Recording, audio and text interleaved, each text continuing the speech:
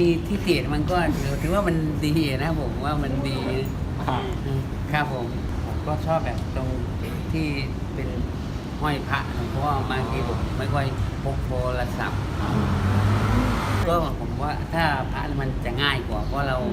าเดินไปแบบมันจะมีแบบของที่เรามันจะเป็นถาดๆเนี่ยครับ